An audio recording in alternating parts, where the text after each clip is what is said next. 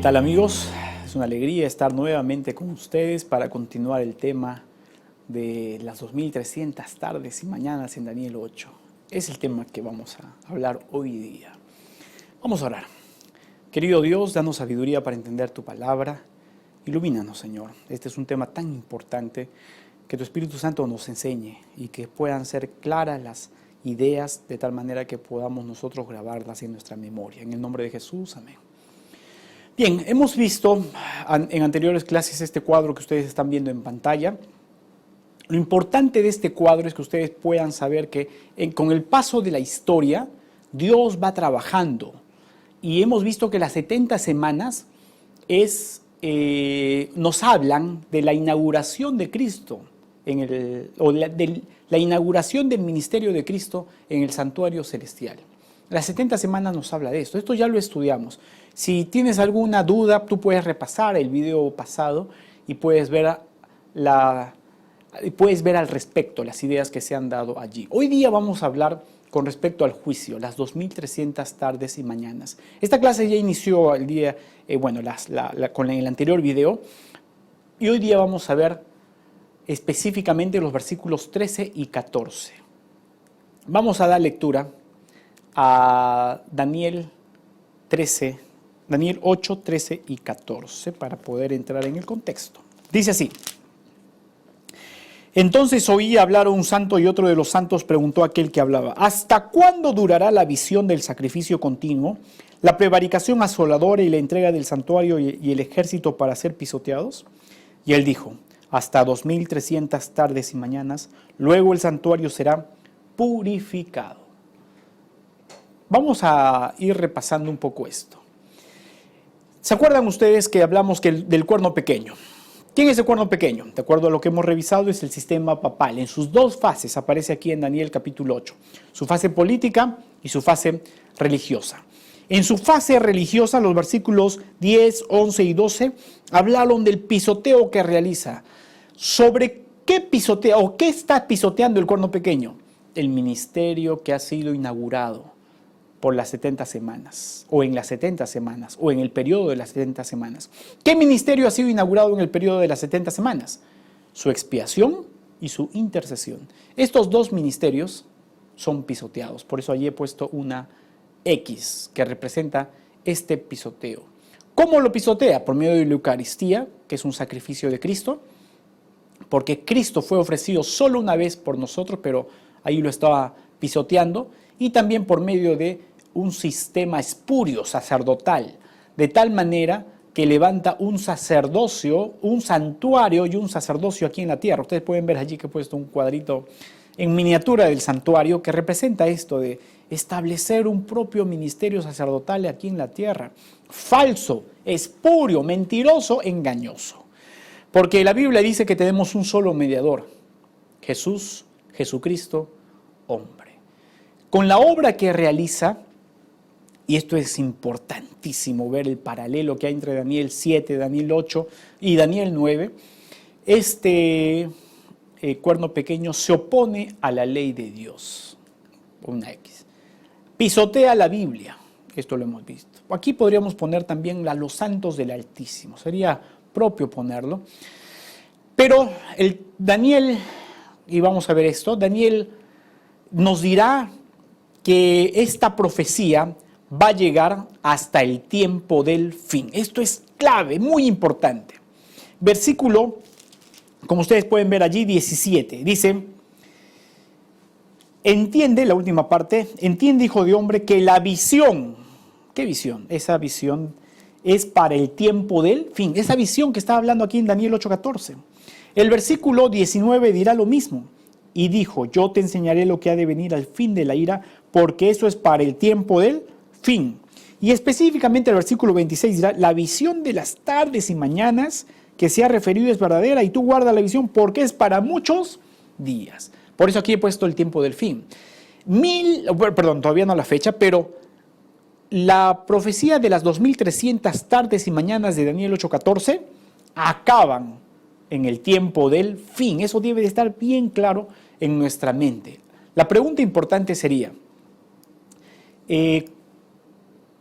el tiempo de las 2300 tardes y mañanas? ¿Es literal o simbólico? Muchos han dicho es literal, son 2300 días. Pero esto rompe con el esquema que está planteándonos aquí la profecía. Porque la profecía, fíjense ustedes, que la profecía va desde el tiempo de Medo-Persia, pasando por Grecia, pasando por Roma, hasta el tiempo del fin. No son 2300 días, estamos hablando acá de 2300 años. Inmediatamente uno dice, no puede ser, no pueden ser días, por el mismo contexto, el contexto no lo permite. De paso, el texto que hemos leído, los textos que hemos leído, dicen que tiene que llegar hasta el tiempo del fin. Con 2300 días no llegamos hasta el tiempo del fin. Tenemos que aplicar el principio día por año, como lo hicimos en Daniel 7 y en Daniel 9, que está basado en el simbolismo en miniatura, pequeñas entidades que representan grandes imperios. Igual el tiempo pequeño representa se agranda. Esto está basado en Ezequiel 4:6, números 14:34. Ustedes lo pueden estudiar, este tema que es muy importante. Y de paso yo les sugiero, en la revista teológica ha salido un artículo al respecto del pastor Alberto Tin, que tiene ese título, El simbolismo en miniatura. También en internet lo pueden encontrar este artículo, que es muy bueno. Personalmente me ha abierto mucho los ojos para poder aplicar este principio en las profecías de Daniel. Vamos a continuar entonces. Daniel 8:14 llega hasta el tiempo del fin, como estamos diciendo, y tenemos que aplicar tenemos que aplicar el principio día por año. Si la profecía empezó en el año 457, como ya nos los dijo la profecía de Daniel 9:25, con la orden de restaurar y edificar Jerusalén, recuerden ustedes que ambas están hablando de la misma profecía. Es decir, Daniel capítulo 9 está explicando Daniel capítulo 8, como lo dijimos hace algunas clases atrás. Entonces los dos empiezan con el mismo evento, el año 457. Esto tiene que estar claro. Los dos inician con el mismo evento. Y desde el año 457 habría que solamente sumar 2300 años. Y llegamos al año 1844. Descontamos el año 0 porque el año 0 no existe como año real. Y llegamos a esta fecha. ¿Qué sucedió el año 1844? El texto de Daniel 8:14 dirá que el santuario será purificado. ¿Qué significa el santuario será purificado? La palabra purificado viene del hebreo nisdak. Nisdak tiene tres significados relacionados. En un contexto relacional significa restaurar, es decir, restaurar la relación. En un contexto cúltico, es decir, en el contexto del santuario, significa purificar, limpiar. En un contexto legal, también se utiliza en contextos legales, significa vindicar. Esto es clave, estos significados de nisdak. El otro término clave es, dice, el santuario será purificado. La palabra santuario viene aquí del término hebreo Kodesh. Aquí lo he puesto, Kodesh. ¿Qué significa Kodesh? Bueno, Kodesh simplemente significa santo, nada más. ¿Pero qué es este santo? El versículo 13 nos dirá qué implica este Kodesh. Porque el texto dice que el santuario será purificado, es decir, se purificará el santuario. Y el versículo 13 hay una relación intrínseca con la obra sacrílega que realiza el cuerno pequeño en el santuario. Eso es lo que tiene que ser restaurado, purificado, vindicado. Es decir, el Kodesh también implica el arrebatamiento del Tamid, como lo dice el versículo 13. Dice aquí la visión del continuo, el arrebatamiento del Tamid. El ministerio de Cristo está siendo arrebatado. También implica el Kodesh el pecado impío, el pecado sanguinario que se realiza en el santuario. Y también implica el pisoteo del santuario y los santos, como lo menciona el versículo 13. Es decir, la palabra Kodesh no solo se refiere al santuario, sino también tiene que ver con el arrebatamiento del Tamid, el pecado en el santuario y el pisoteo del santuario y los santos. Esto tiene que ser restaurado, como aquí está la flecha, purificado y vindicado. Y querido amigo, déjame decirte que esta es la obra que realiza la Iglesia Adventista del Séptimo Día. Porque la Iglesia Adventista del Séptimo Día ha surgido para también vindicar este tema del juicio. Vamos a verlo con un poco más de detalle aquí. Tenemos que tener en cuenta que el juicio que nos habla Daniel 8:14 en las 2300 tardes y mañanas se abren en el tiempo del fin. De acuerdo al paralelismo entre Daniel 7 y Daniel 8, este juicio es anterior a la venida de Cristo, como lo dice Daniel 7, 21 y 22. Ustedes lo pueden revisar. Daniel 7, 21 y 22 dirá que veía yo que este cuerno hacía guerra contra los santos y los vencía, hasta que vino el anciano de días y se hizo justicia a los santos del Altísimo. Y llegó el tiempo y los santos recibieron el reino. Fíjense ustedes la secuencia. Primero es, los santos son pisoteados o perseguidos. Después viene el juicio. Y tercero, los santos reciben el reino. Hay una secuencia clara. Esta misma secuencia se volverá a repetir en el libro de Apocalipsis, capítulo 13 y capítulo 14. No tenemos el tiempo para analizarlo en detalle, pero vamos a ver al menos el capítulo 14, el versículo 7, que dice: decía a gran voz, temed a Dios y dadle gloria, porque la hora de su juicio ha llegado. Aquí hay una proclamación en el tiempo del fin de que la hora del juicio ha llegado. Y esta hora del juicio, al igual que en Daniel 7, es anterior a la segunda venida de Cristo. Porque en el versículo 15 dirá, Apocalipsis 14, 15, dirá: y otro ángel salió del templo gritando a gran voz al que estaba sentado sobre la nube: mete tu hoz y ciega, porque la hora de cegar ha llegado, pues la mies de la tierra está madura. La hora de cegar que aquí se habla es la segunda venida de Cristo. Yo los invito a leer el contexto acá inmediato que aparece en Apocalipsis 14. Es decir, la hora del juicio es anterior a la hora de cegar. El juicio es anterior a la segunda venida de Cristo, como lo establece Daniel 7 y como lo establece aquí Apocalipsis 14. Ambos están hablando del mismo evento.